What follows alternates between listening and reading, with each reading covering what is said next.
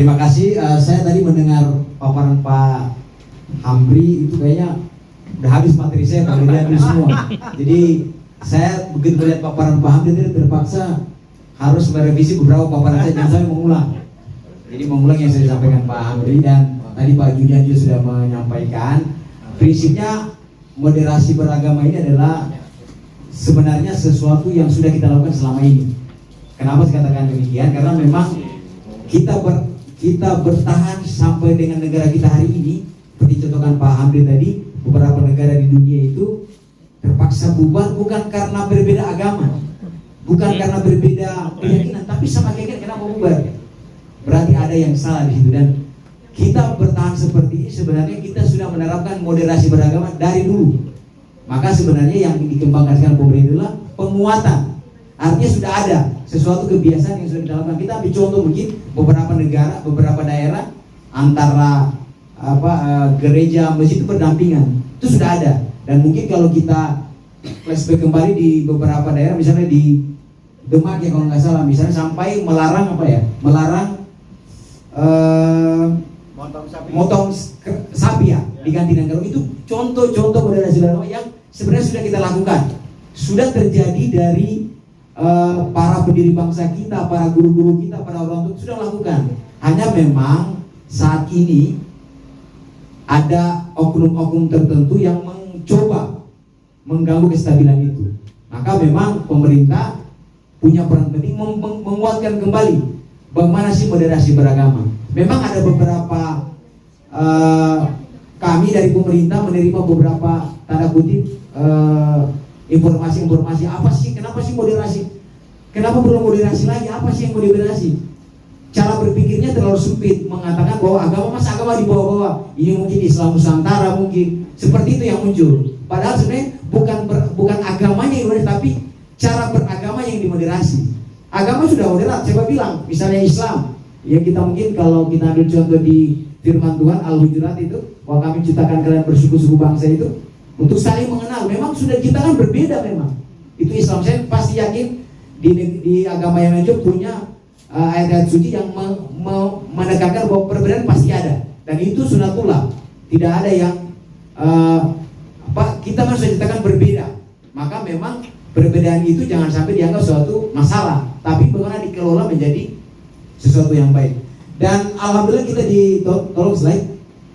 Di regulasi kita memang sudah menekankan bahwa Indonesia ini seperti katakan Pak Hamdi tadi, walaupun kita mayoritas Islam, kita bukan negara agama, tapi negaranya orang beragama. Artinya semua punya hak yang sama. Tolong bantu slide. Kita semua agama punya kontribusi yang besar terhadap kemerdekaan Indonesia, terhadap tegaknya Indonesia ini semua punya. Maka memang itu saya nomor 2. Kita sudah diatur undang dasar kita, beberapa kali amandemen yang saya katakan di slide 2, bahwa memang kita diberi kebebasan. Semua agama mempunyai kebebasan untuk menjalankan menjalankan ibadahnya. Semua punya hak yang sama. Hanya memang karena kita berada beberapa agama, maka memang potensi konfliknya pasti ada. Karena ini perbedaannya sudah terlalu ada perbedaan, sehingga yang diatur adalah bagaimana cara beragamanya. Itu cara beragama, bagaimana kita menyelaraskan bahwa sebagai negara bukan negara agama, negaranya orang beragama, sehingga memang ada ruang-ruang tertentu yang harus diatur. Maka itulah pemerintah hadir untuk mengatur atau membangun, menguatkan kembali bagaimana kehidupan beragama itu sehingga selaras antara satu dengan yang lain.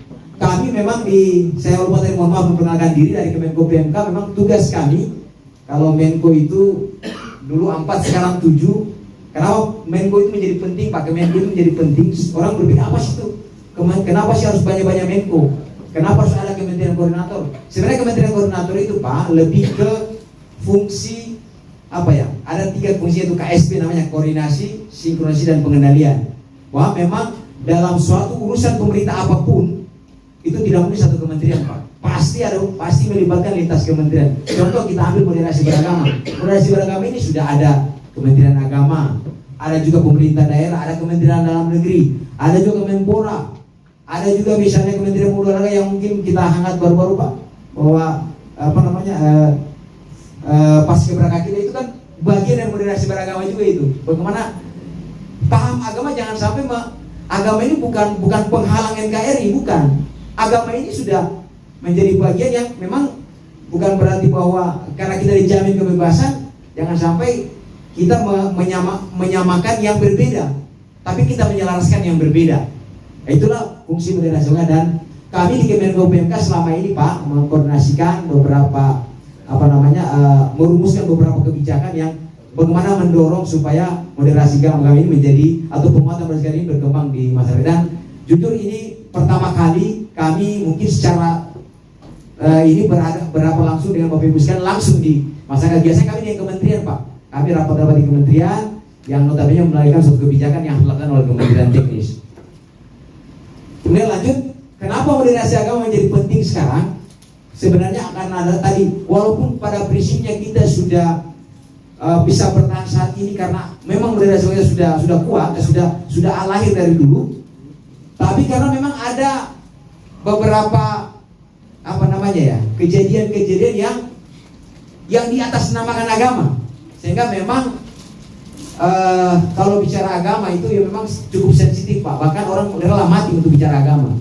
Tapi tadi kita sepakat bahwa Indonesia ini bukan negara agama, sehingga memang kehidupan beragamanya harus ada keseimbangan. Yang terjadi selama ini sehingga penting moderasi beragama karena memang ada cara pandang beragamanya itu yang mencederai martabat kemanusiaan. Artinya dia mudah mengkafirkan orang, mudah merendahkan orang lain, bahkan dengan cara kekerasan dia harus tanamkan bahwa dia merasa agamanya benar-benar. Ya tentu kalau kita berbicara agama, kita disuruh fanatik memang Pak. Kalau saya percaya Islam, saya yakin Islam benar menurut saya. Menurut Kristen, Islam paling benar. Yang itu menurut itu yang fanatik itu perlu, tapi untuk diri sendiri. Tapi begitu kita berhadapan dengan orang lain, begitu kita berhadapan dengan saudara kita yang lain, itu harus dibangun keselarasannya. Memang semua agama pasti mencintai kedamaian, mencintai keselarasan, semua itu. Maka itu kita perlu selaraskan. Ini yang menguatkan atau yang mengharuskan kita. Kenapa moderasi beragama harus kita hidupkan kembali atau kita kuatkan. Tadi ada cara pandang yang ekstrim yang menghasilkan martabat kemanusiaan.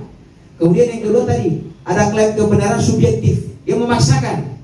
Bahkan dia ya mungkin beberapa tahun lalu kita ada bom Tamrin misalnya, bom itu karena cara pandang bahwa bunuh diri itu ada masuk surga. Saya rasa kalau saya juga bukan ahli agama, tapi ya bunuh diri itu ya sesuatu yang sudah pasti dijamin neraka. Ya itulah cara pandang yang terlalu berlebihan, ekstrim, sehingga dia merasa dia paling benar. Dia harus paksakan orang harus ikut saya. Nah, tidak boleh seperti itu. Kemudian yang berikutnya, karena kita kaitkan dengan NKRI tadi, maka ini sangat mengancam kehidupan bernegara kita. Dan tadi sudah disampaikan oleh Pak Hamdi tadi, beberapa negara itu konflik atau pecah karena bukan karena beda agama, bahkan satu agama pun bisa pecah karena tadi cara pandang yang terlalu memaksakan sehingga berpotensi konflik atau menjadi negara baru. Dan kita bersyukur alhamdulillah sampai saat ini kita masih bertahan.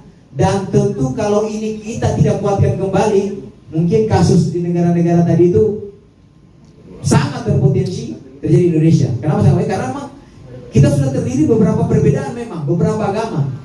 Dan tentu kami dari pemerintah saat ini berupaya untuk menghidupkan kembali, menguatkan paham tersebut. Dan contoh kalau kita misalnya kami di pemerintah dalam hal kami juga kita menetapkan hari libur itu kita mengakomodir semua agama. Konghucu sudah ada hari liburnya. Walaupun mungkin selama ini sebelum zaman Gus Dur itu belum masuk dalam ini, sekarang sudah masukkan. Semua agama punya hari libur.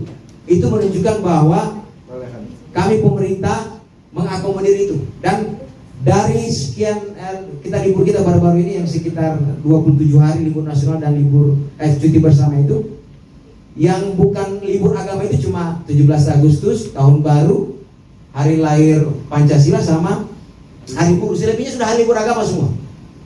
Itu mungkin terbanyak kita di Indonesia, bahkan kalau kita bandingkan negara-negara lain, Pak, libur Indonesia paling banyak libur agama.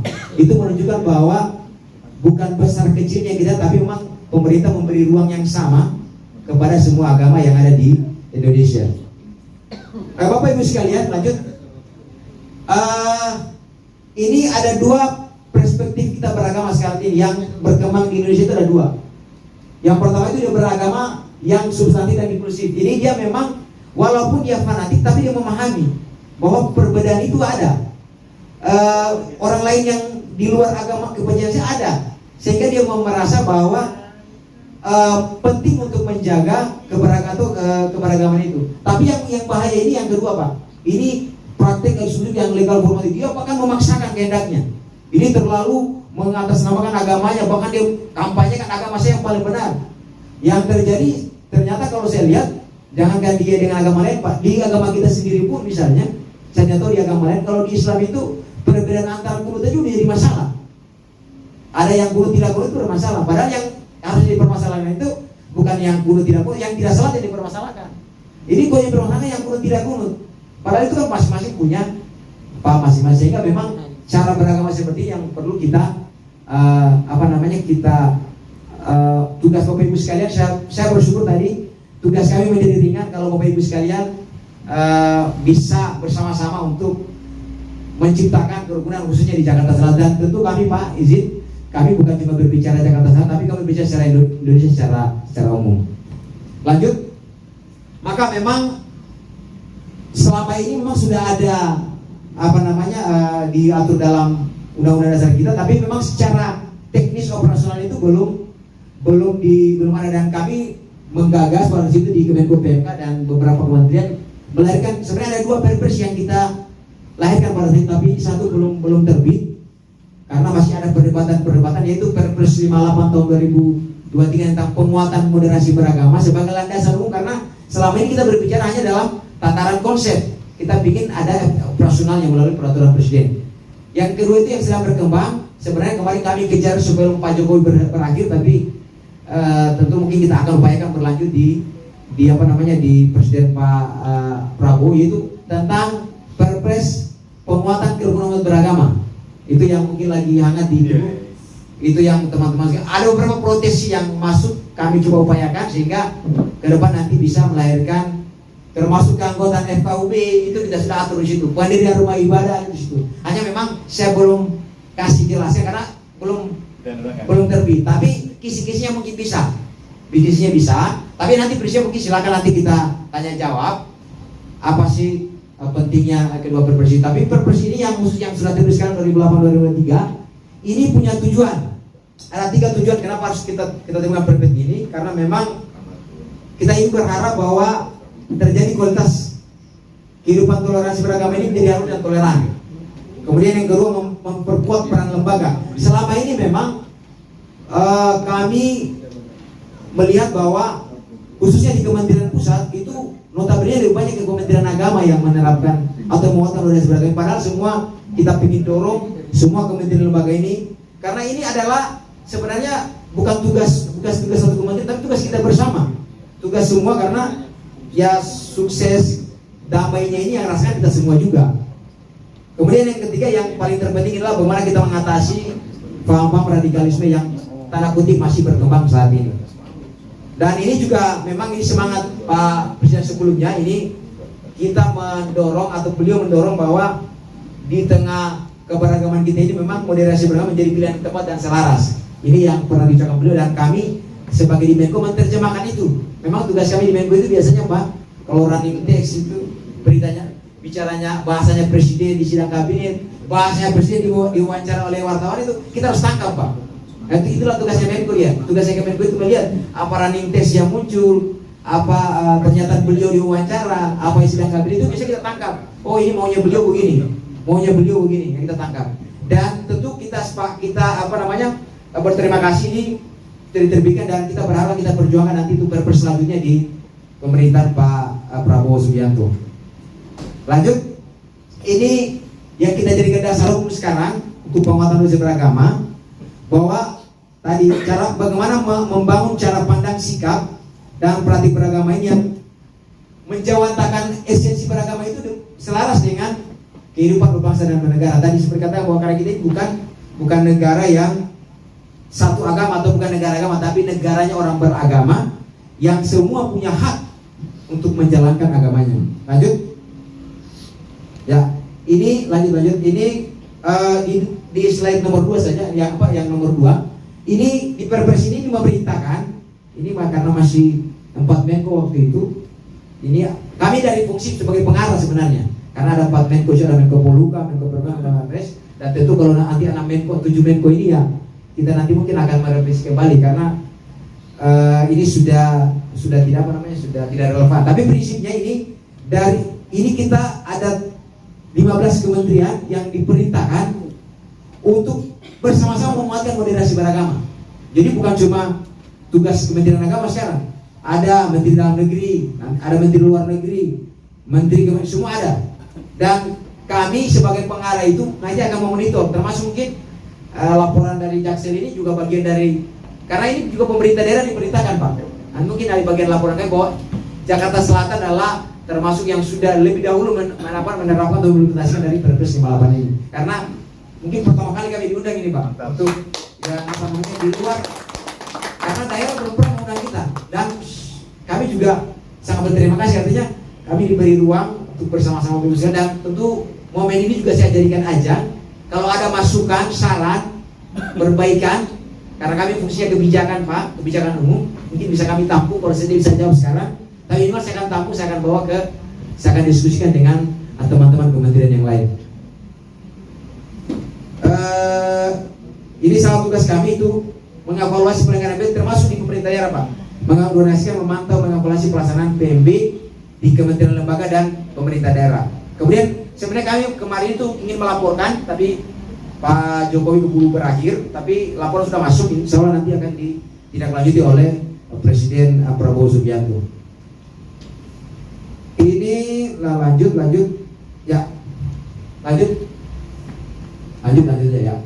Ini penyelenggaraan penguatan beragama ini berjenjang sekarang Pak, atau semua unsur terlibat, baik pemerintah pusat, pemerintah daerah, termasuk kita ingin melibatkan Bapak Ibu sekalian, masyarakat melalui, contohnya melalui kegiatan seperti ini. Makanya waktu di respon waktu dapat undangan ini Pak, wah ini luar biasa nih, Jakarta Selatan ini sudah memberikan ruang sejalan dengan Perpres ini. Makanya tadi pimpinan sebenarnya jujur Pak, saya katakan ini pimpinan yang matang sebenarnya Pak. Tapi mohon maaf, perintah karena Menko baru, kedatangan Menteri Mendikbud, Menteri Dasar Menengah siapa? Mukti datang mau tidak mau, karena beliau Pak Asep Sunandar ini jabatannya adalah Asisten Moderasi Beragama sekaligus PLT pelaksana, belum ada pejabatnya, itu Asisten Deputi Pendidikan Tinggi dan Vokasi. Maka mau tidak mau harus mendampingi Pak Menko menerima Mendikbud Menteri Pendidikan Dasar Menengah. Maka beliau sampai sebenarnya Pak jujur, kenapa minta slide ketiga sebenarnya, paparan ketiga, karena beliau masih berharap ingin hadir sebenarnya Pak.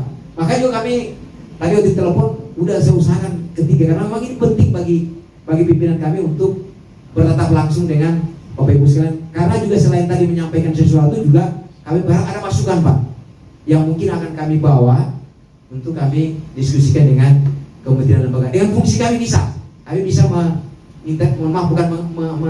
mengintervensi, bisa memberikan penegasan kepada kementerian untuk melaksanakan ini. Karena Menko koordinator itu dari koordinasi simulasi pengendalian itu yang berat Pak. Dia bisa mengintervensi, bahkan Menko dengan di zaman Pak Jokowi itu kita diberi ruang untuk bisa membatalkan peraturan menteri kalau kita anggap bertentangan. Ya, kita tidak tahu apakah Pak Prabowo masih beruang itu, mudah-mudahan memberi, karena memang fungsi Menko. Maka ditambahkan 7 itu menunjukkan bahwa koordinasi ini atau peran koordinator ini penting Pak. Karena mohon maaf kami katakan, kalau tidak ada koordinatornya, kementerian itu mohon maaf egonya tinggi Pak. Menteri Agama itu mau jalan sendiri, Menteri Pendidikan itu mau jalan sendiri dia. Harus ada yang mengkoordinir. Itulah fungsi kami. pada saat mohon maaf kalau sudah kelebihan tentunya kita tegur, jangan terlalu berlebihan. Kalau Kemendikbud terlalu berlebihan kita tegur. Kalau BPP sudah mulai maju kita tegur. Nah itu tugas kami, Pak. Kalau ada kementerian yang sesuai tugas kami melenceng atau sedikit tanda kutip keluar dari garis, ya kita tegur. Seperti itulah fungsi kami, mengawasi, mengendalikan atau memastikan bahwa apa yang menjadi target pemerintah atau apa yang menjadi tujuan negara itu bisa terwujud. Lanjut. Berapa menit lagi, Pak? Ini 2 menit lagi ya. Moderasi beragama ini walaupun sesuatu yang sifatnya apa ya? Kata orang bilang tidak bisa diukur, bisa kita ukur. Dia bukan sesuatu yang bisa kita ukur. Ada 4 indikator yang bisa kita ukur. Kalau mudah-mudahan Jakarta Selatan ini memenuhi 4 kriteria ini, kita bisa katakan bahwa moderasi beragama berjalan di daerah apabila memenuhi 4 kriteria. Yang pertama itu adanya komitmen kebangsaan. Artinya di sini kita menerima bahwa masyarakat kita atau penduduk kita itu memahami bahwa ini ada komitmen kebangsaan, sehingga memang paham-paham yang sifatnya mengganggu NKRI itu tidak ada di sini. Kemudian yang kedua ya tadi toleransi. Bagaimana toleransi yang sekarang saya tidak tahu apakah di Jakarta sini ada kampung moderasi beragama. Kalau di beberapa daerah itu kami tinjau kampung kerukunan. Ada beberapa kemarin kami ke Jawa Timur ke Malang itu pura, di depannya itu bukan kampung Pak. Orang Islam yang notabene saya tanya apakah mengganggu. Dia berdekatan sekali dengan dikatakan tidak, berarti memang modalnya sudah bagus. Artinya yang bahaya itu Pak bukan kita orang dewasa yang bisa Pak, anak-anak Pak. Anak-anak itu main bola, main kelereng misalnya atau apa, mengganggu di sekitar apa namanya, bisa sensitif. Mungkin orang dewasanya bisa Pak, tapi sampai ke generasi berikutnya yang pemahaman tentang toleransi. Nah jadi kita bisa mengukur moderasi itu kalau memenuhi 4 kriteria tadi, kebangsaan, toleransi, dan yang tadi anti kekerasan Pak. Betul nggak di Jakarta Selatan tidak ada kekerasan yang atas nama agama? Tidak ada Pak. Nah kalau itu berarti udah bisa dikatakan ini sudah moderat. Bisa. Kemudian yang kedua tadi, ini penerimaan terhadap tradisi. Jadi memang ada beberapa yang maksudnya yang kita dorong beberapa kebudayaan-kebudayaan itu yang selaras lah dengan kehidupan beragama yang melibatkan beberapa agama, sehingga tadi penerimaan terhadap tradisi ini menjadi diterima oleh semua golongan, semua agama. Jadi kita bisa mengukur di Jakarta Selatan ini bisa mudah tadi kalau kita berikan dari 4 indikator ini. Tadi karena moderator katakan 4 menit, prinsipnya kita akan diskusi. Saya ingin mendengar atau melihat atau masukan yang mungkin akan saya bawa atau saya akan laporkan ke pimpinan untuk kami tindak bersama kementerian lembaga. Saya kira demikian dari kami. Terima kasih. Assalamualaikum warahmatullahi wabarakatuh. Waalaikumsalam warahmatullahi wabarakatuh.